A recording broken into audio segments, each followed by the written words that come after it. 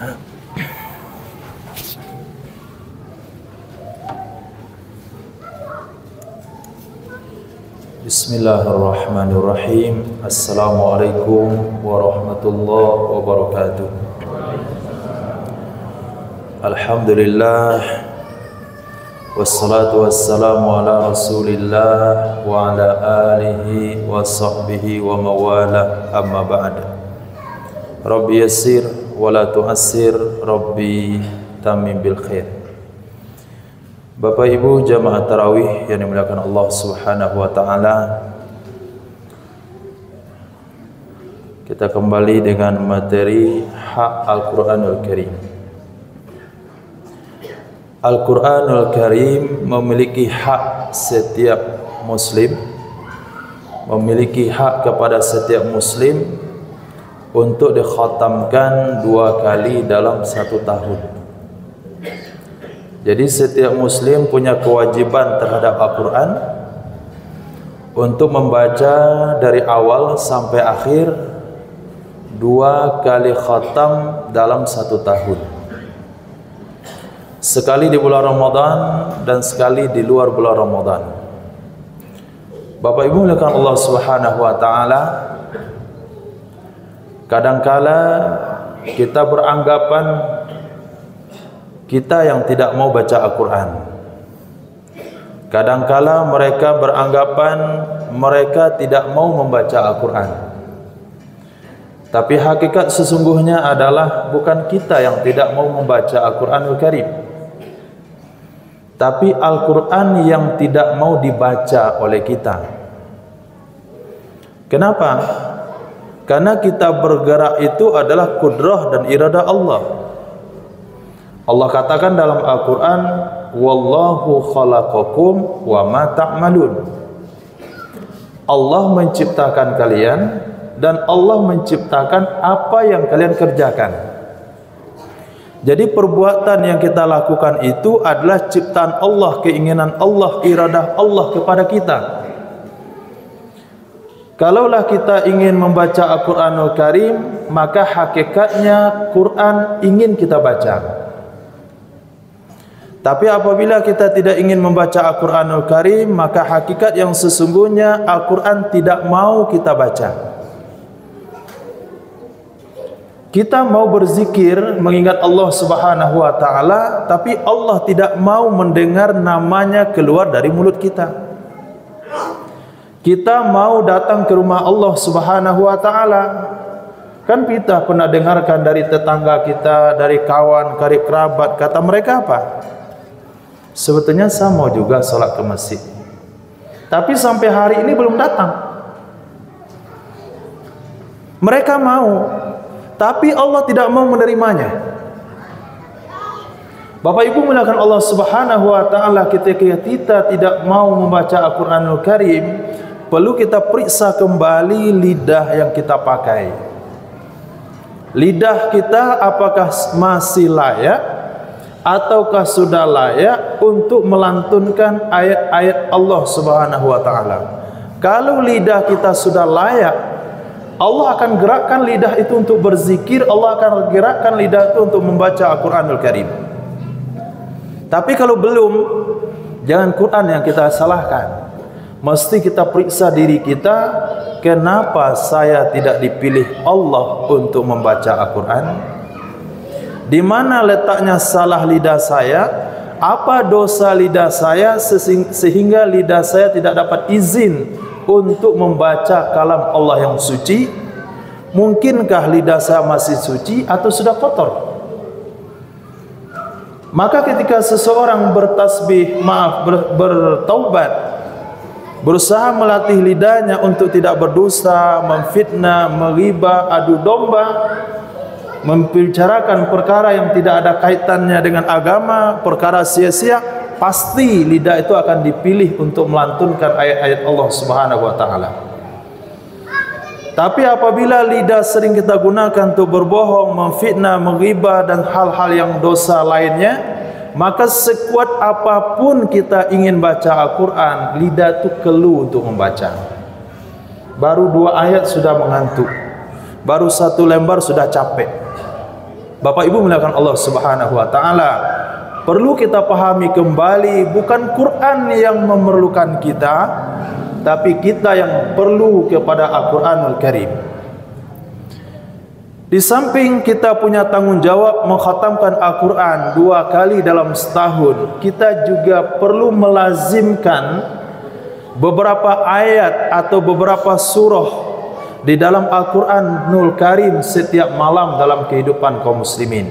Di antaranya hadis yang diriwayatkan dalam Sunan At-Tirmizi rahimahullahu taala, an Sayyidina Abi Hurairah radhiyallahu taala anhu qala qala nabiyuna Muhammad sallallahu alaihi wasallam, inna suratan minal Qur'ani 30 ayat.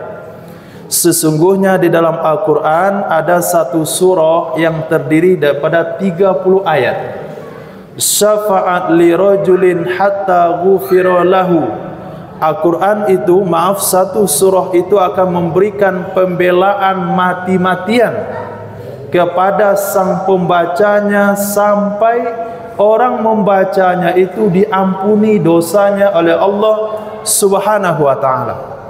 Wahia, dia adalah suratu Tabarakalladzi biyadihil mulk, yaitu surah Al-Mulk, hadis surah Imam At-Tirmizi. Bahkan ada dalam satu riwayat dikatakan ketika orang melazimi membaca surah Al-Mulk setiap malam, lalu dia meninggal dunia dan Al-Quran membelanya, wahai Allah, tolong ampuni dosanya. Allah masih mencuekinya, belum lagi bersedia mengampuni dosa orang tersebut karena terlalu banyak dosanya. Apa kata surah Al-Mulk? Wahai Allah, engkau ampuni dosa orang tersebut atau engkau coret aku dari Al-Quranmu. Ampuni dosa dia yang membaca saya, atau hapuskan sekalian saya daripada Al-Quran. Begini pembelaan yang diberikan oleh surah Al-Mulk pada hari kiamat kepada orang yang membacanya.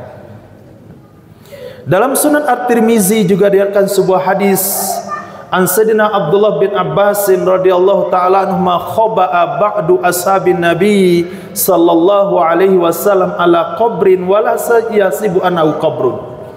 Ada satu orang sahabat ketika singgah di sebuah perjalanan dalam perperangan, dia menegakkan kemahnya di atas satu kubur. Tentu kuburnya enggak di keramik. Kalau di keramik itu tahu itu kubur. Kenapa dia tegakkan kemah di atas kubur? Wa yasabu wala yasabu annahu qabrun. Dia tidak tahu itu kubur. Fa iza nasun yaqra'u tabarakalladzi biyadihil mulk hatta khatamaha. Terdengar dari bawah kubur tersebut ada bunyi suara orang yang membaca surah Al-Mulk sampai habis. Kalau kita, apa yang kita lakukan ketika dengar di dalam kubur orang baca surah Al-Mulk? Nah, sahabat itu fa'atan Nabiya sallallahu alaihi wasallam, sahabat datang kepada Nabi sallallahu alaihi wasallam mengatakan, ya Rasulullah, inni darabtu khibai ala qabrin wala ahsibu annahu qabrun. Aku telah menegakkan tendaku di atas kubur, saya tidak tahu itu kubur. Fa iza nasun yaqra'u tabarakalladzi biyadihil mulk hatta khatamaha. Terdengar oleh saya suara di dalamnya orang baca surah Al-Mulk sampai habis. Berarti sahabat itu bertahan mendengarkannya, enggak langsung lari. Didengarin sampai awal sampai akhir. Karena pernyataan beliau adalah, saya dengar orang itu baca dari awal sampai akhir.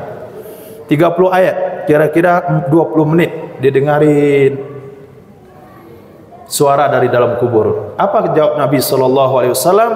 Hiya mani'ah. Surah itu akan menghalangi orang yang ada dalam kubur itu dari azab kubur. Wa munajjih. Surah itu menyelamatkan dia, tunajjihi min azabil qabri, menyelamatkan orang tersebut dari azab kubur. Hadis riwayat Imam At-Tirmizi. Bapak Ibu muliakan Allah Subhanahu wa taala, mari kita berfikir sejenak. Bapak Ibu tidur di sebuah ruangan, kamar misalnya, dalam keadaan lampu mati, kemudian cuaca panas sekali, kemudian gelap gulita sampai tangan pun tidak bisa dilihat, itu berapa lama kira-kira bisa bertahan? Dan ada informasi lagi, di situ ada ular di dalam kamar itu. Nah, nama ularnya Suja'ul Aqra. Ular yang kata Nabi katakan sebesar leher onta. Kepalanya botak licin, ada titik 2 menunjukkan bisanya sangat tajam sekali. Siapa yang berani tidur di kamar itu? 1 jam saja. Enggak ada yang mengatakan berani. Tidak ada yang berani. Nah, sekarang pada satu saat nanti kita akan tidur di tempat yang lebih kecil, di tempat yang lebih gelap. Bukan hanya ular Suja'ul Aqra, tapi ulat-ulat, serangga-serangga akan ada semuanya di situ. Ketika kita berteriak, tidak ada yang bisa membantu. Maka pada saat itu surah Al-Muluk lah yang bisa menyelamatkan kita daripada azab kubur. Maka bagi orang yang yakin meninggal dunia, yang mau nyenyak tidurnya di kubur seperti di kamar dia pada hari ini, bacalah surah Al-Muluk setiap malam sebelum tidur. Jaminan dari Nabi SAW, pasti orang itu selamat dari azab kubur.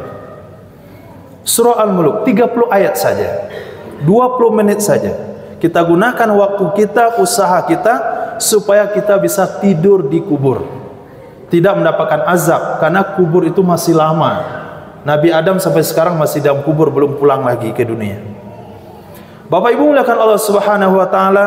Kemudian dalam Musnad Imam Ahmad bin Hanbal, juga dalam Sunan Abi Daud diriwayatkan sebuah hadis pada Sayyidina Abi Darda radhiyallahu taala anhu, man qara'a asyara ayatin min awali suratil kahfi usima min fitnatid dajjal. Orang yang membaca 10 ayat pertama dari surah Al-Kahfi akan diselamatkan dari fitnah dajjal.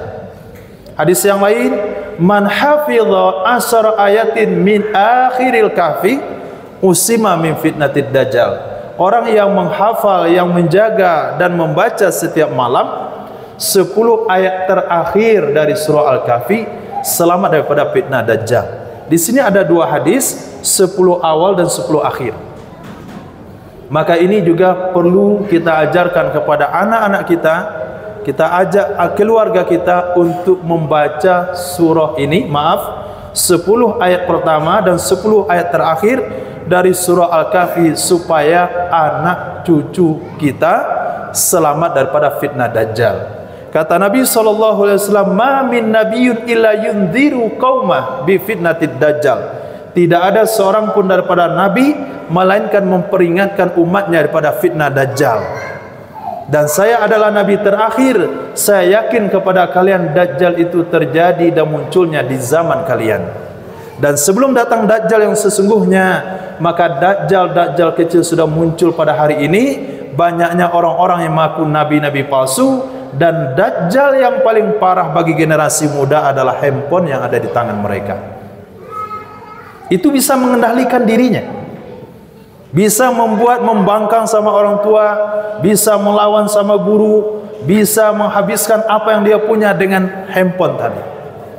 Maka untuk kita jaga generasi kita supaya anak berpihak kepada kita, jangan sampai terpengaruh dengan teknologi pada hari ini. Itu bahagian daripada fitnah dajjal. Ajarkan anak kita membaca surah awal surah Al-Kahfi 10 ayat dan akhir surah Al-Kahfi 10 ayat, insyaallah. Bapak Ibu muliakan Allah Subhanahu wa taala. Perlu juga kita ingat dalam sebuah riwayat Nabi sallallahu alaihi wasallam bersabda, kam min qari'il Qur'an al-Qur'anu yal'anu. Banyak orang-orang baca Quran tapi tidak mendapatkan keberkahan dari Al-Quran tersebut.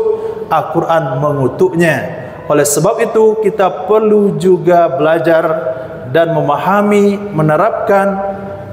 menerapkan adab-adab di dalam membaca Al-Quran, supaya Al-Quran yang kita baca mendapatkan syafaat kepada kita di akhirat kelak. Jangan sampai Al-Quran itu mengutuk kita sendiri. InsyaAllah pada pertemuan berikutnya kita akan sampaikan beberapa adab yang disusun oleh para ulama untuk membaca Al-Quran, supaya Quran itu membawa berkah, tidak membawa kutukan, insyaallah. Demikian, mohon maaf kalau ada salah dan janggal. Assalamualaikum warahmatullahi wabarakatuh.